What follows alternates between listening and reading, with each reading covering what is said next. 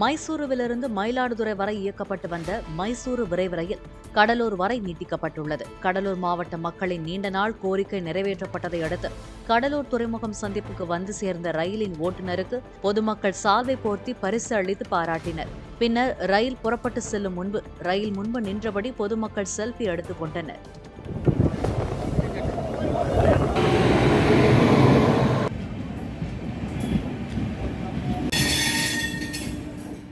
கடலூரிலிருந்து புறப்பட்ட மைசூரு விரைவு ரயில் சிதம்பரம் வந்தபோது பொதுமக்கள், வர்த்தகர்கள், அரசியல் கட்சியினர் திரண்டு வரவேற்பு கொடுத்தனர். ரயில் எஞ்சின் மீது மலர் தூவி அவர்கள் ரயிலை வரவேற்று முழக்கமிட்டனர்.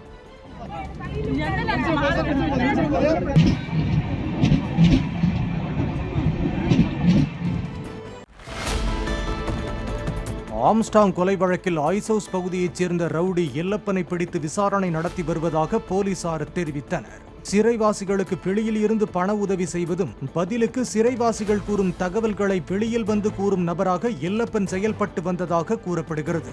இதேபோன்று மேலும் 2 ரவுடிகளிடம் விசாரணை மேற்கொண்டு வருவதாக போலீசார் தெரிவித்துள்ளனர். அந்த 3 பேருக்கும் கொலையாளிகளுக்கும் இடையிலான தொடர்பு குறித்து விசாரித்து வருவதாக தெரிகிறது.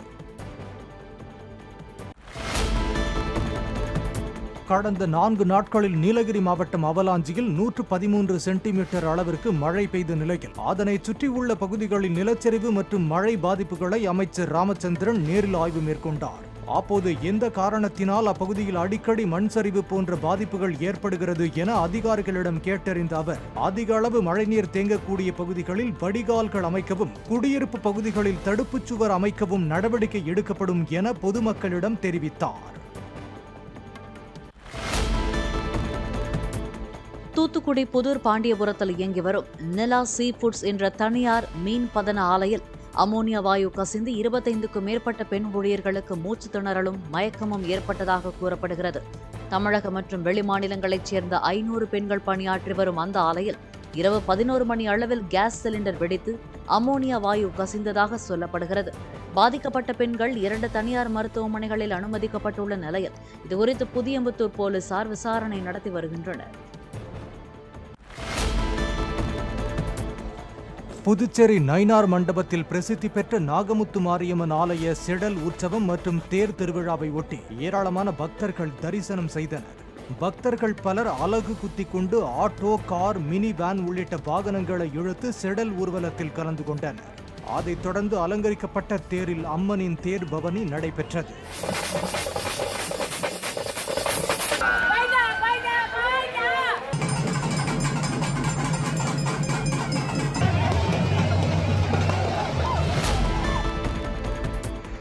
புதுச்சேரியின் மாஹே பிராந்தியத்தில் மழை வெள்ளத்தில் சிக்கிக் கொண்ட குடும்பத்தினரை படகுகள் மூலம் தீயணைப்பு வீரர்கள் மீட்டனர். கேரளாவில் கனமழை பெய்து வரும் நிலையில் அதனை ஒட்டியுள்ள மாஹே பிராந்தியத்திலும் கனமழை பெய்ததால் குடியிருப்புகளை வெள்ளம் சூழ்ந்துள்ளது.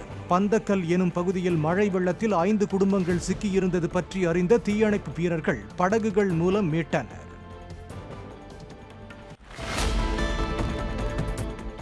விரைவில் சசிகலாவை சந்திக்க இருப்பதாக முன்னாள் முதலமைச்சர் ஓ பன்னீர்செல்வம் தெரிவித்துள்ளார். ராமேஸ்வரம் கோயிலுக்கு சென்று தியானம் செய்த பின் செய்தியாளர்களிடம் பேசிய அவர் மக்களவைத் தேர்தலில் தாம் தோல்வி அடைந்ததாக கருதவில்லை என்றார். இந்தியாவில் அதிக எண்ணிக்கையில் வாக்கு பெற்ற ஒரே சுயேட்சை வேட்பாளர் என்பது தனக்கு மகிழ்ச்சி அளிப்பதாக கூறினார். நான் இந்த வெற்றி வாய்ப்பை இழந்ததை தோல்வி என்று நான் சொல்ல மாட்டேன். இந்தியாவிலே ஒரு சுயேட்சை வேட்பாளருக்கு அதிகமான வாக்குகள் அளிக்கப்பட்ட நிலை இந்த ராமநாதபுரம் மாவட்டத்தில் தான், நாடாளுமன்றத்தில் தான் இருந்தது. தொண்டர்களுக்காக உருவாக்கப்பட்ட அந்த இயக்கம் சிதைந்து போகக்கூடாது என்பதற்காக இணைய வேண்டும் என்று சொல்லிக் கொண்டிருக்கிறோம். அதைத்தான் மாண்புமிகு சின்னம்மா அவர்களும் சொல்லிக்கொண்டு இன்றைக்கி அவருடைய சுற்றுப்பயணத்தை நடத்தி அதற்கு ஆதரவு திரட்டி கொண்டிருக்கிறார்கள். உறுதியாக சந்திப்பாக.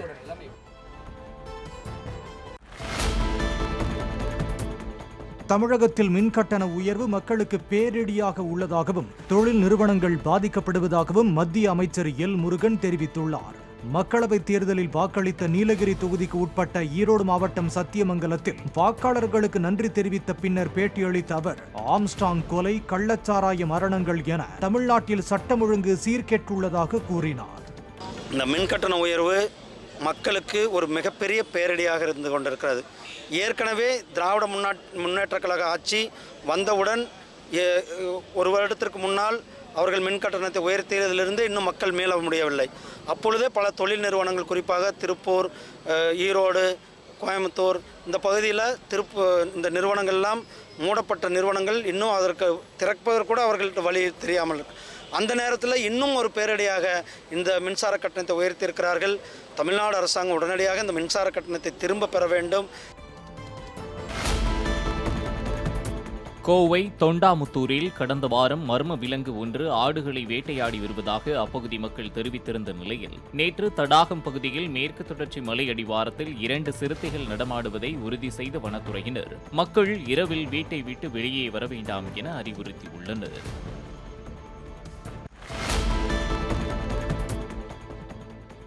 கோவை மாவட்ட நிர்வாகம் மற்றும் கொடிஷியா அமைப்பு இணைந்து நடத்தும் 8வது ஆண்டு கோயம்புத்தூர் புத்தக திருவிழா தொடங்கியுள்ளது.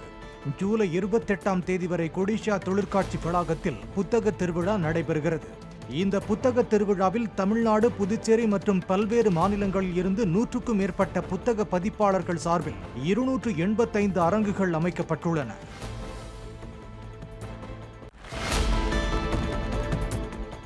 கன்னியாகுமரி மாவட்டம் ஆரல்வாய்மொழி சோதனை சாவடியில் போலி எடை ரசீதை காண்பித்து நெல்லையிலிருந்து கேரளாவுக்கு 27 லாரிகளில் கனிம வளம் கடத்தி செல்லப்பட்டதாக போலீசார் வழக்கு பதிவு செய்துள்ளனர். எடை மேடைக்கு லாரிகள் செல்லாமல் நேரடியாக சோதனை சாவடியில் பதிவு செய்துவிட்டு சென்றதாக எடை மேடை உரிமையாளர் ஒருவர் அளித்த புகாரை அடுத்து இந்த மோசடி தெரிய வந்துள்ளது.